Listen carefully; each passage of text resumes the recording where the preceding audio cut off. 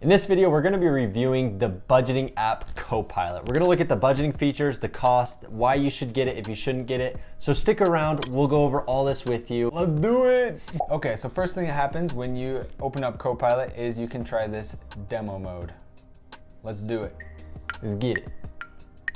So what happens is when you open up Copilot, it just takes you straight to this dashboard. Really quick and simple. It looks a little bit confusing as you just at a first glance. Well, I'd say. So first thing you look at is this chart here, and it shows your budget compared to what you're actually spending. It reminds me a little bit of what Truebill has going on. Yep, very similar. I like the affirmation. Then you can just look at the review, 2020 in review. Just take a quick look at what the past year has been. Then you go back to your budgets, and you can just look at all your budgets, see how you're doing, take you here. We'll cover that page in a second. Then it goes down to your upcoming bills, what you have to pay, and about how much it'll cost you on the date. And then your income, what you've made compared to last month. Nice. All of these apps have this accounts feature, so you can just look at your accounts and what is in your accounts, quick snapshot, super helpful. You have to know how much you have.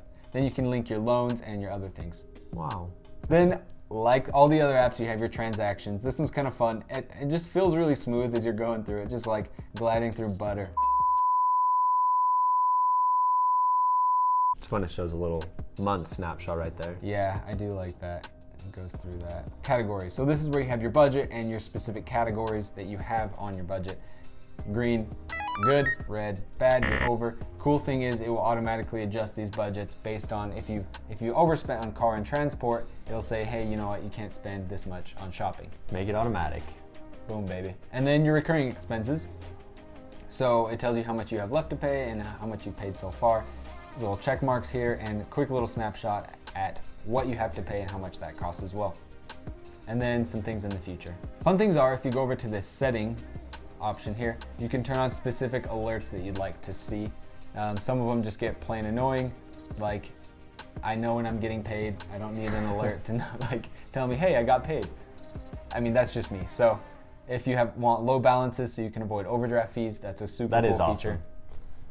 And there you go, that's basically it. So if we're looking at this simplicity and the interface, Jake, do you like it or is it Yeah, confusing? I like it. It's pretty sweet. It's a little bit confusing right at the beginning, like we said. There's kind of a lot going on, but the more you scroll through those different pages, you find out, hey, actually it's kind of repetitive and it shows me a lot of the same information in new ways. I feel like that's kind of helpful. Yeah, I think in comparison with other apps, it is, I would say, almost a different look than some of the other apps. Yeah. Just how it's structured.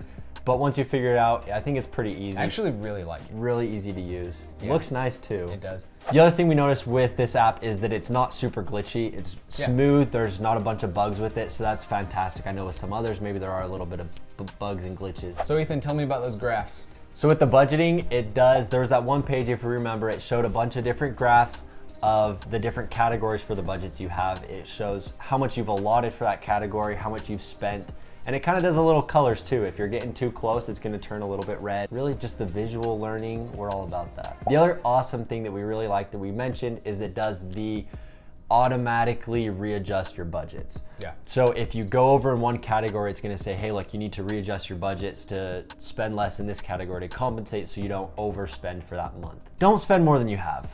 That's what this app will help you do. And it's actually kind of crazy. Most people overestimate how much they spend by like $150 a month. That's a lot every month, especially if you're like trying to nickel and dime and save for like a down payment on a house or a car or something. $150 a month adds up pretty quick. And that's actually why we encourage, if you're not super good with your finances, download one of these budgeting apps because they will help you be able to save a little bit of money and track, and so that you can know where your money's even going. That's the first step. Know where your money's going, and then you can solve the problem. Dude, you're so wise. So Copilot does cost money, and that's a good thing and a bad thing. Obviously, you don't want to spend too much money for an app. If it's not saving you as much money as you're spending on it, it's not worth it. So Copilot costs $9 a month, but there's more. Big bucks. Just kidding, there's not more, it's less. If you subscribe for a year, it'll only cost you $6 a month. So that's a difference of $72 for the whole year compared to $108 for the whole year if you're keeping up with my math. So there were a couple cool things that I wanted to bring up that are kind of unique to Copilot, and we'll just dive into them real quick, just see. So the transactions, we kind of talked about that. It's just really smooth, color coordinated, it's pretty, and then it does that month to month once the month ends, it gives you that quick snapshot. The other thing that I really kind of liked about it was this budget feature. It reminds me a lot of what Mint does, which is kind of cool, where it just like tracks it. The thing that it does that's really cool is it'll like recalculate how much you can spend automatically.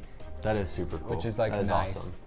Awesome. If you go and click this, it shows you month to month and if you went over every month. So like December, January, February, March, April. So April, I'm good so far. March, I was like borderline. And then if you look in like December, I went like way over budget, which is kind of cool to look at, see my trends. And then your budget's here. Like I'm not like a crazy fan of like this thing. Yeah. It's just kind of like another way to say it in more words than like the little graphs here. Yeah. So I just go with the graphs. That's like my favorite part. So going along with that, like we said, it is great. It's a great app. It looks very nice. There's some awesome features with it.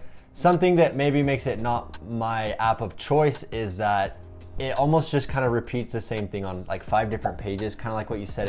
It showed it in the categories and then it set it down in the words. So it gives it to you very nicely in lots of different ways.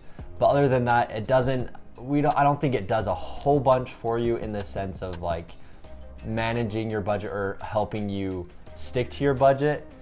It just kind of tells you your budget in lots of different ways. And so in that sense, it's a little bit confusing, not as just simple one and done with multiple different features. It's kind of just like a Mint with 4 pages. That's fair to say. And I think maybe one of the big things is you're comparing it to like Truebill or like Digit. In comparison with other apps. Like some of these apps actually like work hard they have like a unique feature where it'll like save you on your bills, or it will like help pay down some of these things, or it has like a separate savings account that gives you a higher interest rate. Some of these things, and Copilot is just like strictly like a snapshot, which is awesome if you're having a hard time, and I highly encourage anybody to like get a quick snapshot of what their finances are doing. But it's a report card, and a report card is what you've done already. And that's a good point though. But if you're looking for just strictly budget, it does a really good job at strictly budgeting. Yeah.